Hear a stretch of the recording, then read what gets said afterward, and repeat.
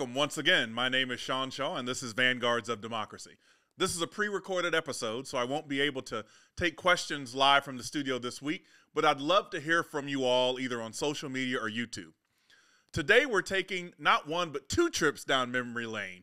Chantal Hevia, president of the Ybor City Museum Society, has generously offered her time to share an exciting new project that celebrates the heritage of Ybor City through the lens of America's pastime, baseball. But first, I'm joined by none other than one of Tampa's most cherished mayors, my good friend, my personal friend, Bob Buckhorn.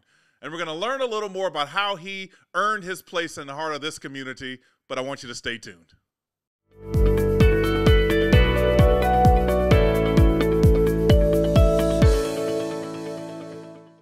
This is Sean with Vanguards of Democracy. I want to welcome you to the first segment of this show, and we got a special guest that took time out of his busy schedule. We're both men of leisure these days, but we call each other, and that is the former mayor of Tampa, Bob Buckhorn. Bob, how are you doing today? Sean, I'm doing great. Listen, same thing people tell me. You look great, you sound great, man. Everything's great when you aren't in elected office. And I just want to tell you, I was always a fan of you as mayor, and you're one of those people, and it's genuine.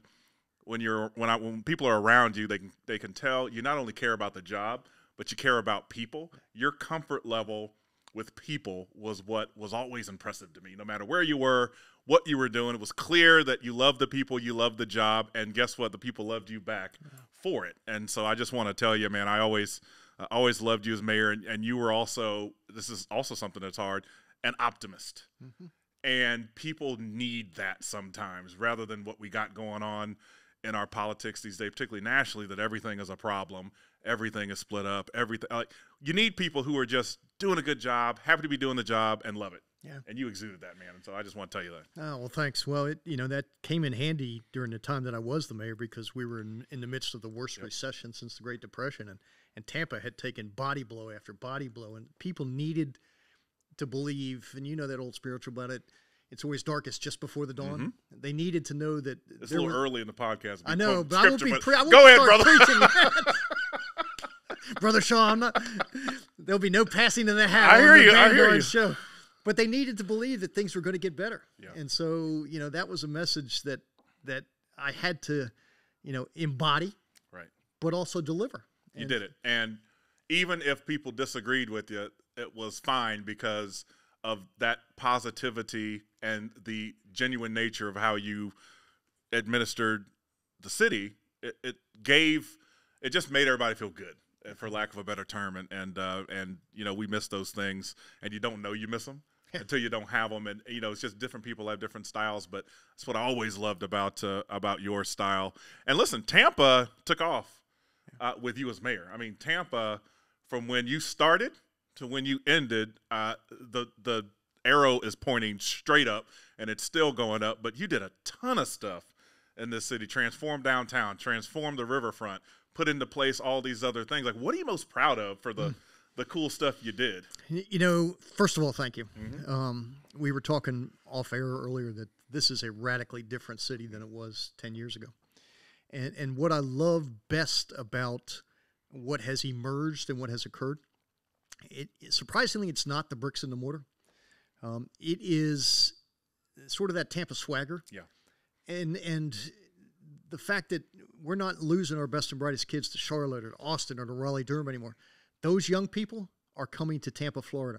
And when you walk around this city and you see that energy and you see those young professionals and you recognize that intellectual capital is going to attract companies and jobs, that to me is what I am most proud of. I mean, there's a lot of brick and mortar things, parks and the Riverwalk and what Jeff Finnick is doing now and what's happening out here in Ybor City and, the infrastructure improvements we've made in East Tampa and West Tampa and North Tampa.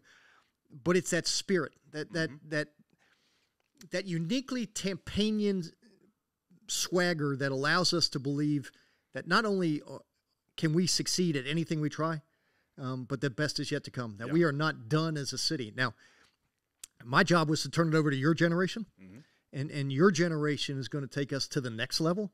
But, yeah, it's so exciting to know that my kids now potentially will come home, right, after they go to college and do their thing, and this will be an exciting place for them to raise their I families. was looking at the ranking of the top tech cities in the country. Tampa was in the top 5. Miami was not. Yep. And that's stunning to me. It's probably related to the fact that the airport is awful and Tampa's is great, too. Oh, it is. Because that is, I just don't get how you can mess up an airport as badly as Miami does. They do every day. But, Sean, you remember when we were basically a call center economy. Yeah. And that created a lot of jobs, but they weren't jobs that allowed people to move into middle class. No one's graduating and staying for that job. No, they're not. They want to be the next entrepreneur. They want to be in a startup. They want to be, where they can make a decent living and live in a city that's affordable. Because there's other cities where maybe you can make a decent living, but they're not affordable. Yeah. And that nucleus of young people that have been attracted to the renaissance of our urban core. And I knew when I started that I had to make downtown a place that was a destination. Bingo. And that it was an 18-hour day environment where kids, when I say kids, young people wanted to live, work, and play. And I took a lot of heat for it. And I get that because it's sexy and it's, dominates the headlines. And but without that and without the transformation of the Riverwalk, none of this would have been happening because that downtown environment is what attracted Jeff Vinnick. That's what's attracting Bill Gates. That's what's attracting all of this financial capital that's being deployed now. I mean, if you look at the investment in Julian B. Lane Park, and now you look at the restoration and the renovation of West Tampa all the way to Howard and Armenia, that never would have happened but for the public investment in some of those waterfront parks. No, you made the downtown your centerpiece, rightfully so. I remember when the waterfront Marriott was the only kind of bar that you could even possibly go to. There's rooftops now. There's all kinds of, there's with Channel Side, and there's just all kinds of cool stuff. There's all this walk around stuff you could do downtown. There's multiple hotels, not just the Hyatt downtown. There's multiple things going on, and it's just transformed. And like you said, that brings outside interest in that way too. You know how I know, or I knew that we succeeded? You remember when we hosted the College Football National Championship? I mean, there were tens of thousands of people downtown that had never been here before or who hadn't been here in a decade or so. And I was walking around kind of eavesdropping and listening to the conversations along the Riverwalk and at the, all the activities. And inevitably what you would hear is people looking around saying to each other, what the hell happened here? I mean, when did all of this occur? They would say, I was here 15 years ago and none of this existed. This is a really cool place. And they did not have to get into a car to enjoy that. It was all concentrated in the urban core. The Riverwalk was completed. The boats and the paddle boards were all on the waterfront. Downtown never looked better. It's the water that makes Tampa. So when you take advantage of it. Tampa, I was in Orlando this weekend. I was literally telling people, Tampa is Orlando with water. That's why we're better now. Because we got the river and the Tampa Bay, and we take advantage of it, and it's awesome now. I want to ask you, this is a relatively tough question, but you're going to be fine. East Tampa in particular, how do we get it going? I mean, and you're better equipped to answer this than anybody as a former mayor. How do we get it? What do we got to do? It's been a long, and we've all had answers, and we've all thought this, and we've all wanted to do this, but how do we get it? It's a great question, and it's a tough question. It's tough. Because the challenges of East Tampa or any area like East Tampa are generational in nature. Oftentimes very intractable, oftentimes grounded in poverty and a lack of education and a breakdown of family units, an education system that has failed some of our young people. I don't know what the answer is. I know certainly that I tried. Well, the first answer is commitment. It is. And you had that. Yeah, commitment, resources. Yeah.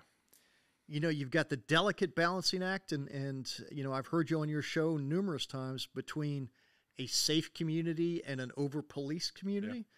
I don't know what the happy medium is. I don't either. It's easy for me to be on the radio and say it. Yeah. I don't know it either. Yeah, and it's a vexing problem, certainly for any mayor, and particularly it was for me because I had such roots in East Tampa and so many relationships going back decades that it was frustrating for me to not be able to break the cycle, if you will. Yeah.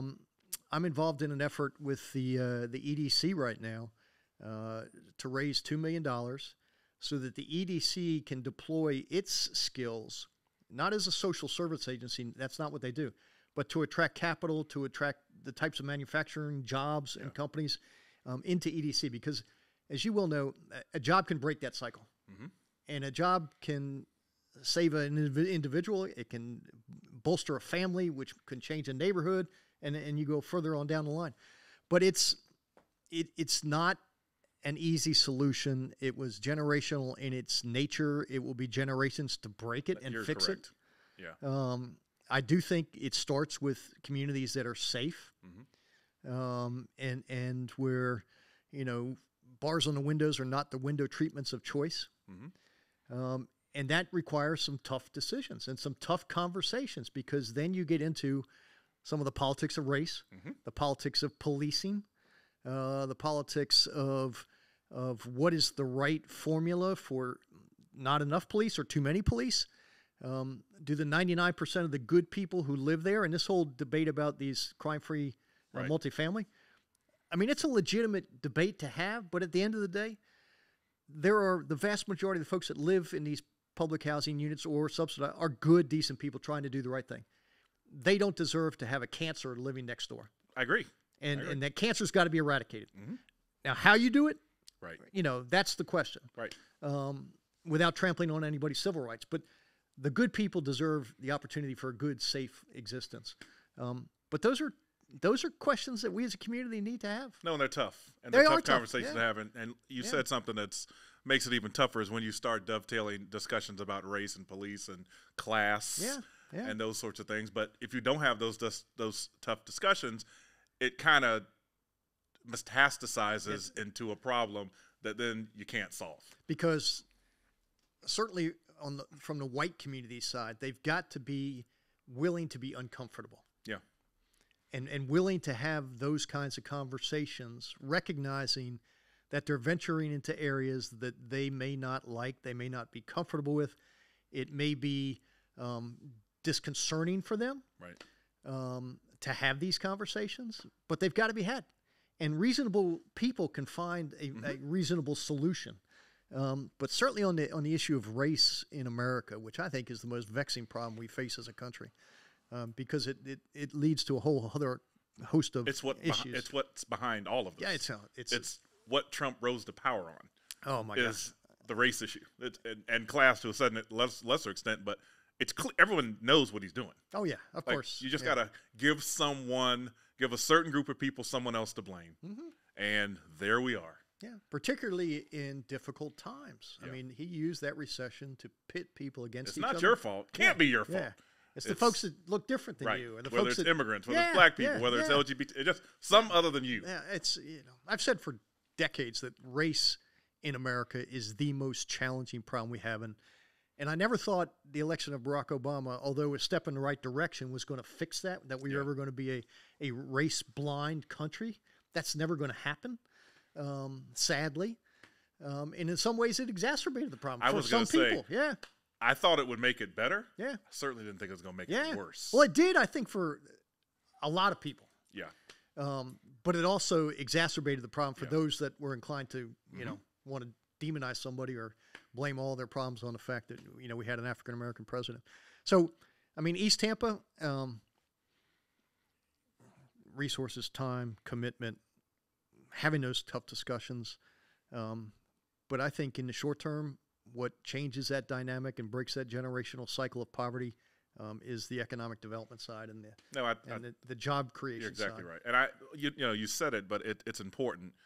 I think East Tampa also needs to believe that there is the sustained commitment to do it. Yeah. And if they see that, and I don't want to speak for East Tampa, but I would say I think if you can exude that to East Tampa, I think they'll be with you to work in the right direction. It's when I think East Tampa feels ignored and feels shortchanged that you start and rightfully getting into issues. Yeah. Right. Yeah. What do you expect? It flares up. And so I want to ask you, because listen, we now, like I said, we're both men of leisure at this point, is what I like to say. And so I know what my excuse is. I don't know about I got a boat. I got to take advantage of the water, true. Man. You can't let that boat sit. I saw you we keep our boats at the same marina, so I saw you, I think, right in the middle of the pandemic, and And I was like, that's not Bob Buckhorn over there. It is Bob Buckhorn. And we were out there fishing and unshaved, tan. It's the best thing, man. Hair growing. It's the best thing. But, I think we're alluding to the fact that politics is tough. And sometimes when you're out of it, your stress level leaves and you're a lot more relaxed, particularly these times. You are someone that had the ability, and you took a lot of grief for this, that got along with Republicans and Democrats. And I know you took a lot of grief for getting along with Republicans and welcoming Republicans to the National Convention here. I don't know what else you would do to the Republican convention, but talk about how we maybe get to a place where we can talk to the other side, no matter what partisan person you may belong to.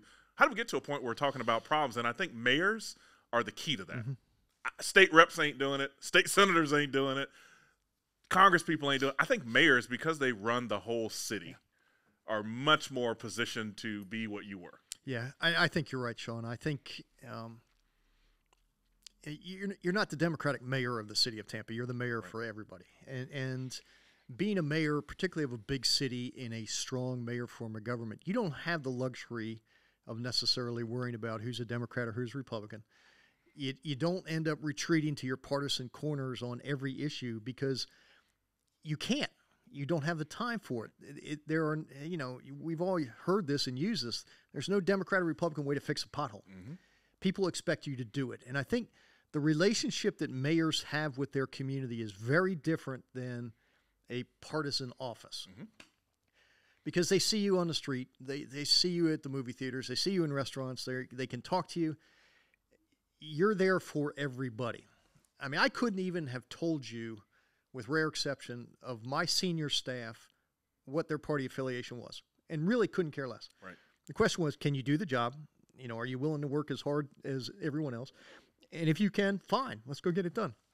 And so for me, the option of not working with Governor Scott, who was the governor for the entire 8 years that I was the mayor, was not an option at all, because he controlled the resources for me to be able to do for my city what I needed to do. So therefore, classic bite your nose to spite your face. Yeah. If you're not working with the governor. Yeah, I mean, you don't get anything. I mean, think about it. The improvements at the airport, the improvements at the port, the move of the medical school and the funding of the medical school from main campus down to downtown Tampa. I mean, none of that would have happened if I had been a partisan hack of a mayor. Right. Because he would have cut the tap off like he did for a lot of mayors that weren't willing to work with him. I mean, I found him to be a very transactional guy. I didn't have to agree with the other 80% of what he was doing, but that wasn't what the topic was. It was like, Governor, I need this out of you, and he would, in essence, say, Mayor, I need this out of you. And when he was right, I would stand up there and be supportive of him. And when I thought he was wrong, if it didn't involve the day-to-day running of the city, I just kept my mouth shut. Right. I'm not going there. I'll leave that for the Democratic Party executive director. The end result was we had a great working relationship. Well, the other end result is Tampa is what Tampa is. And Tampa was the beneficiary of an awful lot of his largesse. And it was good politics for him, too. Yeah. To have he said it was transactional. I mean, we get it. Like, he needs you, and you need him, and that's how politics is. This isn't in a vacuum. Yeah, and it was, so much so that to this day he still calls me. Good. Just to check in and see how I'm doing. And so it's, there's a time. He and I did not have the same relationship. Yeah, well, I know. Well, there's a lot of other mayors, including the one across the bay, who did not have the same relationship. I'm good with you. But you had a different role. I was a partisan. Yeah, you had a different role. I was a partisan. I didn't have to like him. Like anybody I deal with, I don't have to like you. But if what you are representing is good for my city as mayor, we're going to get along just fine. What was the hardest part being mayor? You're asking the wrong guy. Because you loved it. I've never seen anybody love being mayor. Like, you made me want to run for. I was like, God, Buckhorn's loving this. Look at this. Sean, it's the best job in America. Yeah. To be a big city mayor, particularly in a strong mayor form of government, there was not a day, even the tough days and the dark days and, the serial killer and the hurricanes and all of the stuff that I did not love coming to work. In spite of working through that recession for 9 years and, the complete collapse of our tax base, I just couldn't wait to get to work every day. And so for me, there was never a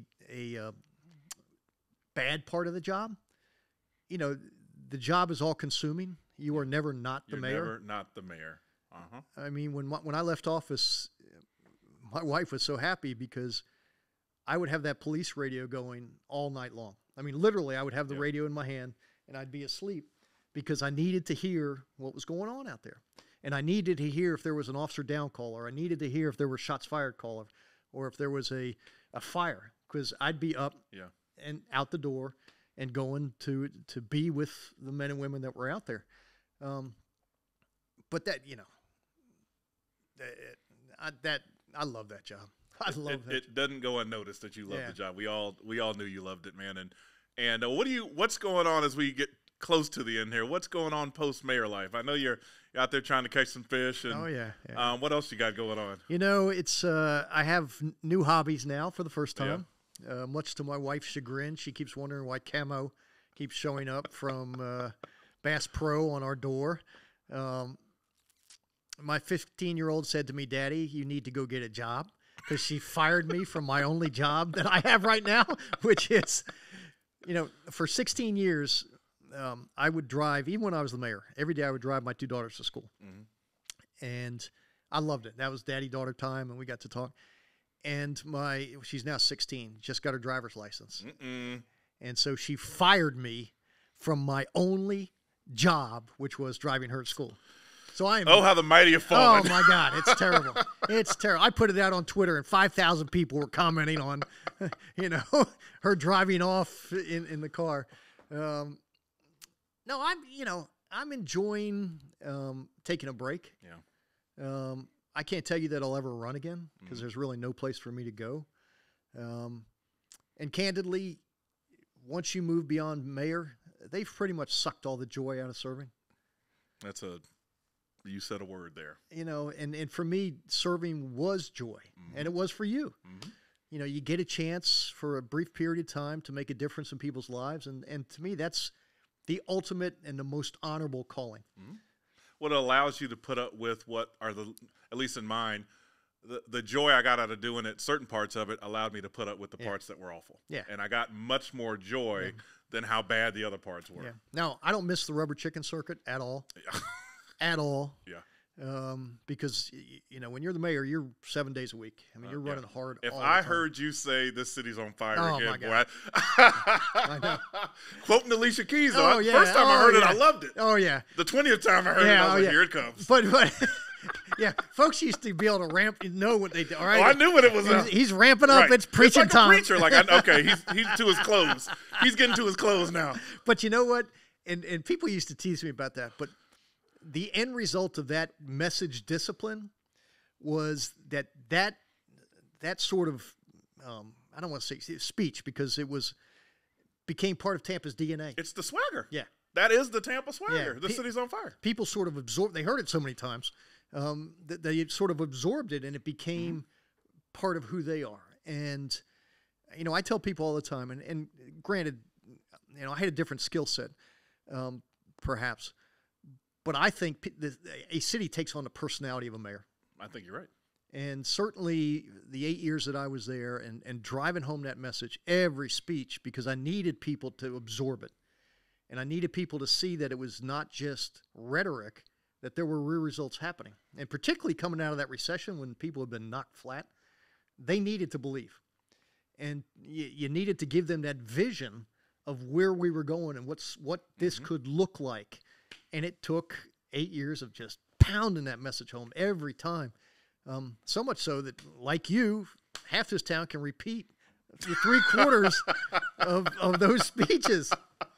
Listen, I don't miss the rubber chicken circuit either because I was at all of them. But I used to love you speak because of, like I said when we started, that optimism. It just sounds like it's something you can't feel, you can't touch, you can feel, but we needed it at that time, and you gave it. Okay, I just want to.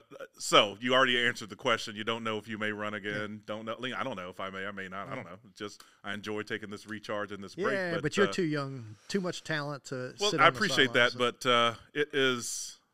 I didn't have as much fun being mayor as you did when Yeah. I was in the state house because it's much more partisan. It is. And I think I started to realize that it's just different. It is. It's Very different. But And getting like more you, different by the it's day. getting worse. Yeah. I thought I had it bad. It's getting way worse. But I tell people I can now go to Publix and not get cussed out. Yeah. And I can still go to get a cussed restaurant. out. Well, you are, but they forget state reps. Like, people don't even know what's going on. I go to They Publix still now. want me to fix their potholes, and I'm like, I'm not the mayor anymore. Here's Jane's number. Oh, I give people other. Yeah, I'm not elected here. Do this, do that. Yeah. Well, I just want to thank you for coming on and being with us. I want to give you the photograph here. Oh my Oldie gosh! but goodie.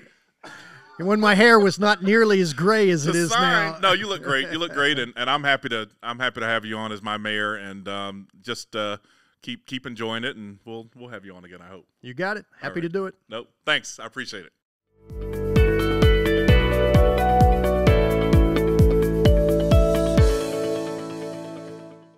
All right, welcome to our segment. We're going to be talking about Ybor City and baseball. And we're here with someone whose name is going to be easy for me to remember because it's Chantal Hevia, and I'm Chantal. But we're glad you joined us here. Thank you for taking time to be with us. I just want people to kind of get a sense of who you are and all that good stuff. Give us a short introduction kind of your background. Well, first of all, thank you for having me on your show today. And my background is very similar to many people that you probably have met in Tampa because I was born in Tampa. And my grandparents were Spanish and Sicilian, and so that was called a mixed marriage at that time. Right. And I went to Tampa schools. I got 2 degrees from USF, so I am really locally grown and just absolutely love being part of our local culture and living it for so many years. And we're actually, for those that don't know where we are taping this from, we are in Ybor City. And that's why it's going to be important what we're talking about today, which is the Ybor City Museum Society. And what do you do with the Ybor City Museum Society? What's your role there? Well, I'm the president and CEO, which means that I get to do everything from run all the different projects that we do to, roll up my elbows and do marketing or fundraising, helped with the development of the museum that we're going to talk about today. We support the Ybor City Museum State Park with programming. So our organization has quite a lot of different roles. We even have 5 historic buildings that we maintain. So we're into historic preservation, and we lease those buildings for part of our revenue. I'd like to recommend a sort of amateur docent for you, and his name is Dale Swope. Because he knows everything about Ybor City, and he cannot wait to tell you about it. So put a pin in that, and we'll get you hooked up with Dale. Let me add to that. Each year, one of the programs we have is the Buildings Alive Ybor City Architecture Hop, and this beautiful building that we're in now, of course, at Swoper Dante, is always on the tour. We cannot have this event without this building because people get mad at us. It's a gorgeous and people building. come year after year after year, even if they've already been. But guess who is our best docent for that tour as well as any other I tour? can imagine. I can imagine. I've done the Ybor tour. We've done a boat tour. We've done a walking tour. Dale knows everything about Tampa. It's amazing. And maybe we'll bring you back on another show to talk about the spooky, haunted nature of this office, but we don't want to talk about that today. All righty. And so we all, if you're in or around Ybor City, I know you've heard the buzz about the Tampa Baseball Museum that just opened on 19th Street. Is that somehow connected to you all, or what's going on there? It's definitely connected to us. This is a project that the Ybor City Museum Society took on. It so happens that Lopez House, his childhood home, which was built in 1905, needed to be moved to make way for the interstate. So the FDOT and the city and others approached us because we are basically the go-to history people in Ybor City. And they said, if we give you the house, will you build a museum? And we thought about that for about 30 seconds, maybe less. Right. And we said, oh, yes. Right. So that house was moved in May 15th, 2013. We stood on the corner of 19th Street and 9th Avenue, not far from where the Ybor City Museum State Park is, not far from where the bunker is, which was developed by Dale and Angela. And we stood there watching this house crawl down the street and be backed up into its current location. Right. Now, it's kind of full of holes, and it, like I said, it was built in 1905. It had not been in the Lopez family for many years. So it was a massive rehabilitation project to start with. And we were very fortunate to get a grant from the Hillsborough County Historic Preservation Office to help us get this project started.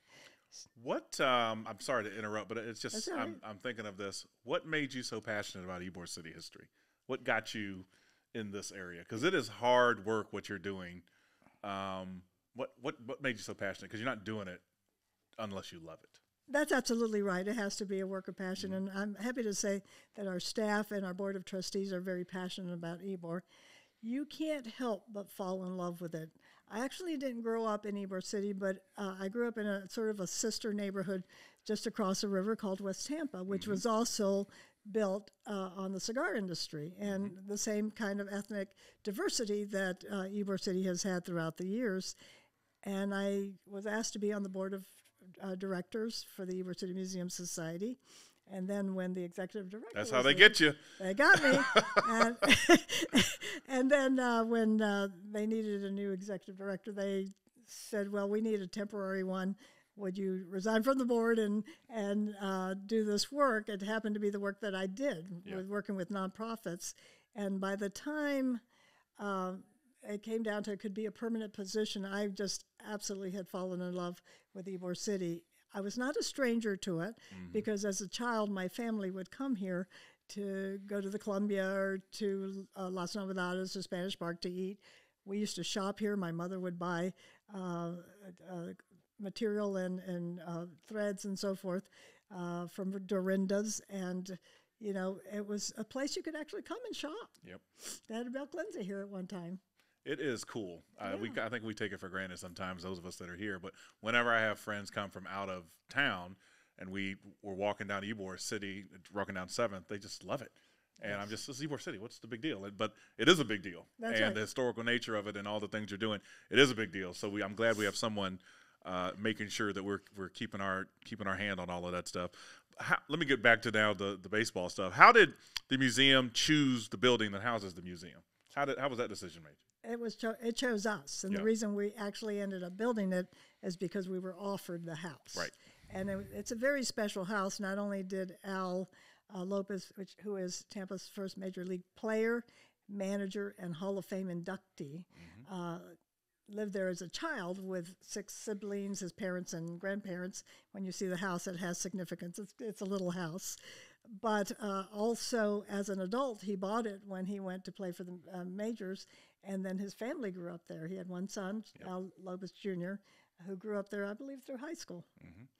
And do you have a personal connection to baseball, or how's that work? Well, you can't grow up in Tampa and not have connection to baseball. My cousins played baseball in high school. My high school, of course, had a team, Jefferson High School, which has produced a lot of professional and semi-professional players. So you just can't grow up in Tampa and not have it affect you in some way. What kind of things do you have at the museum? If I'm a guest walking into the museum, what can I expect to see, and what's my experience going to be like? Well, it starts out with a really cool exhibit. At one time, there was Al Lopez Field, where they did spring training and the Tampa Smokers played. And so it starts with a replica of Al Lopez Field, complete with 3 seats from the ballpark. Oh, wow. And signed by Al Lopez. Oh, nice. So we have some very exciting artifacts that are really old, like a jersey of the Havana Cubans, jerseys from the Tampa Smokers, the Tampa Tarpons, and the Tampa Yankees. We have artifacts that represent many of the well-known players here. Like we have, say, Dave Magadan's World Series jersey. We have Lou Pinella's helmet and favorite bat and favorite glove. when he was with the Yankees. We have balls and bats and other artifacts signed by people that, if you love baseball, you know their name. They're household names to you if you love baseball. But they're from Tampa. They're from Hillsborough County.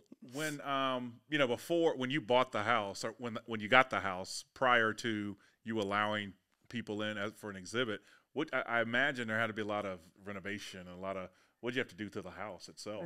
Massive rehabilitation. And by the way, before I tell you about that, let me mention that the house was gifted to us by the city of Tampa. So thankfully, Wonderful. We saved the cost of buying the house. Yeah, no, that helps. Because the rehabilitation was quite massive. I think we could have actually built 2 of those casitas for what it cost to rehab it. They had to, because of historic preservation needs here in Ybor City and in Tampa, they had to save every board they could and only replace those things that were not salvageable. So, I mean, the entire interior and the exterior had to be rehabbed. There had been a fire, termite holes about this big. Yeah. And so it's taken a lot of work to get it, but I think the contractors did a beautiful job, and they brought it back to where it was. Our architect, Ken Garcia, is a historic preservationist himself, so he knew exactly how to guide us in this part.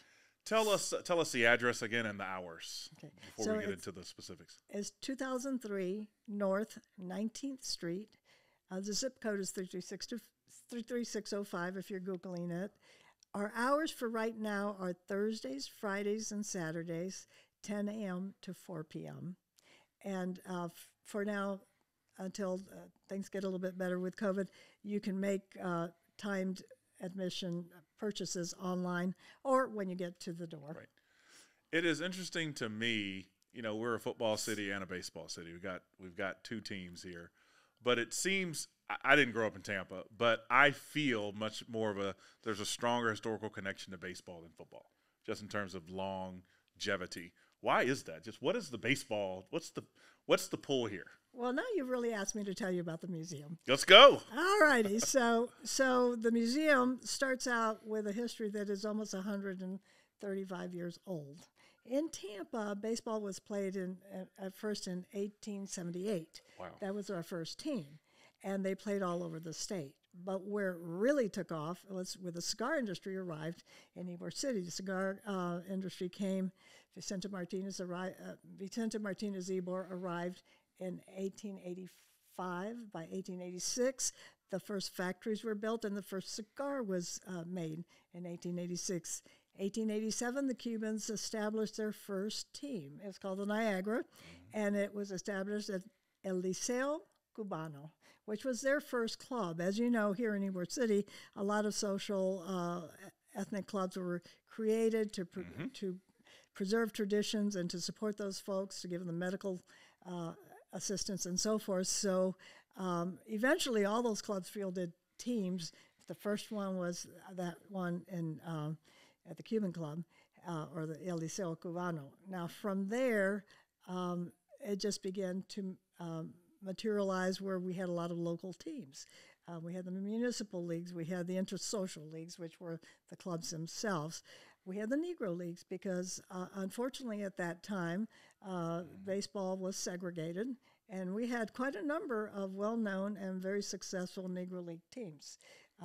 Fortunately, now, those stats are being introduced into MLB in retrospect, but that was a very prominent part of our history. We also had one person I really like to talk about because it's a woman in our museum. Right. It's Shusha Worth, Senada Worth, and she came from Ybor City. She played in the all-girls professional baseball leagues during the war, during World War II, when all the men went to war. Then I'm sure everybody's seen League of Their Own with Gina Davis. There's no crying in baseball.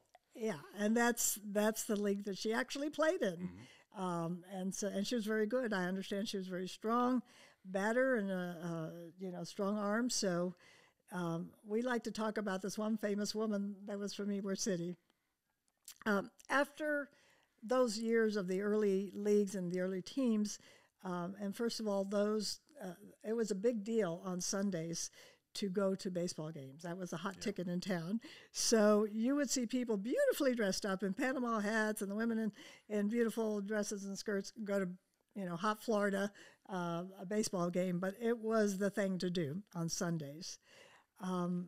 Couple of things happened along the way. One of them was that we began our first minor league team, which was the Tampa Smokers, and people like Al Lopez played for the Smokers. Joe Medwick, a Hall of Famer, played at the Smokers. So a lot of people that either played minor league or major league ball started there. Then came the Tampa Tarpons, which was our second local minor league team. And then, of course, the Tampa Yankees came along. And the Tampa Yankees most recently renamed themselves the Tampa Tarpons to connect with the community. Right. So we have that whole history there of who played for these teams. And, people like Aaron Judge and so forth played for the Tampa Yankees and then became very famous. The other thing that was kind of interesting for Tampa, when you see the massiveness of the baseball history and connection here, is that in 1913, the first spring training game was played in Plant Field. Now, for those who are not from Tampa, Plant Field was built in, I believe, 1895 by Henry B. Plant when he had his famous Tampa Bay Hotel, where the University of Tampa with all its minarets is now. And so this was for horse racing, and then eventually it became a field.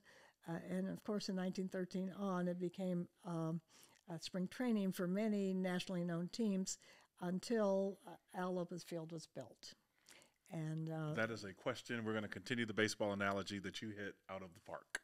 That was a great answer. I didn't know 20% of that.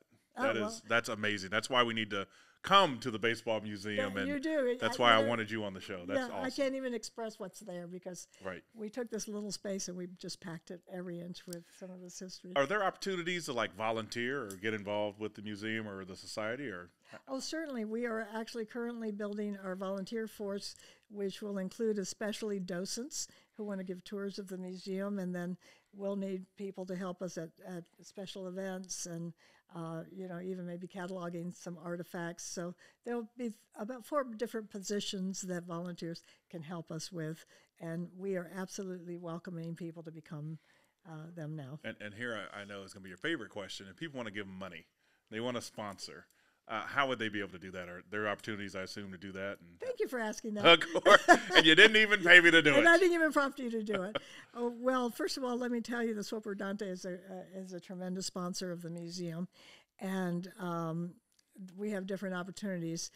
This museum has been built really on major gifts, donations from the community, grants from the city and the county.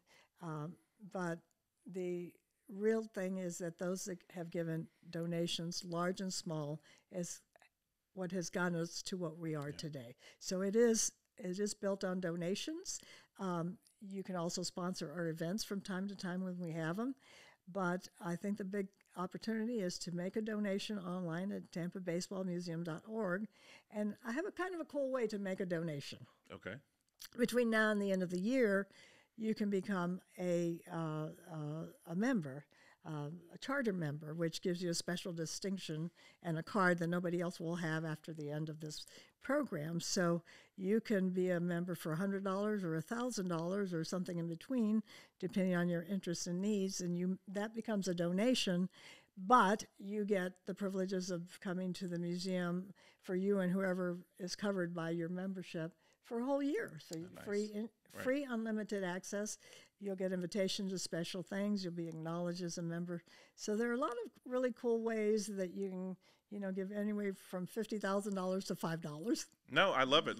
We're sliding on home now to the end. I'm just going to keep these baseball analogies. You have anything on the horizon or things that may be coming up for the museum or the society? We have any number of things that are coming up.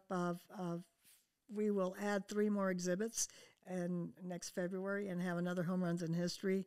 In between, we will do our Legacy Awards brunch, which honors 3 people with the Ybor, Pizzo, and Adela Gonsmart Award.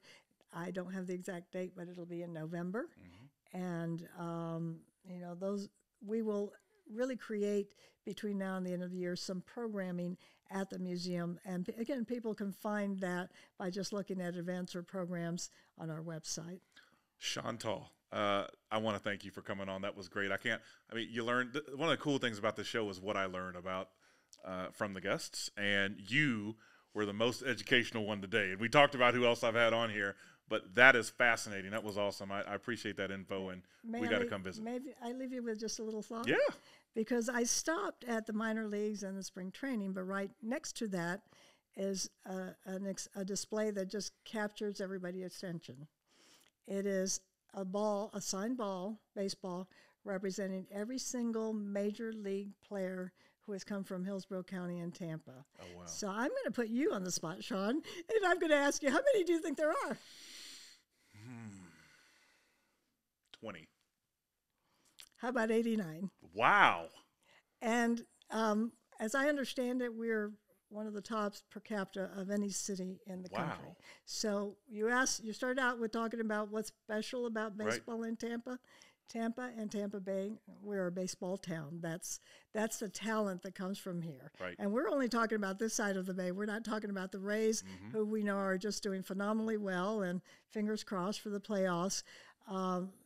It's just, that's our home team, and it's exciting to see what they're doing. That's wonderful. I appreciate that. You just prompted me to have a new rule on here. People don't get to ask me questions, but we'll let you do it because it wasn't a question. That wasn't a rule yet, but now we're going to have the rule since I got the answer wrong. But no, I appreciate it. Thank you for coming on. Thank you for telling us more about the society and the museum. Specifically, I am going to come. I just want to see all the stuff you're talking about. So I want to see that baseball, and I want to see Lou Pinella's bat and all that cool stuff. So I'll be there. I appreciate it. Thank you. Vanguards of Democracy is brought to you by Vanguard Attorneys, a Florida personal injury law firm located in Ybor City that's been in practice for over 10 years. The Vanguard Attorneys team is led by myself, Senator Arthenia Joyner, Karina Perez-Illich, and Sylvia Brett. If you've been injured and want to make sure you get the best recovery possible, call Vanguard Attorneys. Naturally, you never pay a dime unless you win, but you can get that from any attorney. What makes Vanguard different is our intense commitment to getting you justice and getting it fast. If you've been in an accident, call us at Vanguard Attorneys, 813-471-4444. Call us for a free consultation. As always, you can listen live on WTMP 1150 AM in Hillsborough, 97.5 FM in Pinellas, live on WTMP, and also on AM 1150 WTMP.com on your computer, or you can download the app or the TuneIn app on your cell phone. Remember, this show is pre-recorded. It is on YouTube. Just search for Vanguards of Democracy. But because it's pre-recorded, that means I won't be able to take any questions from the studio. But don't worry, we will be in the studio very soon so that I can take questions from my listeners, and they can't wait to get there. Thank you.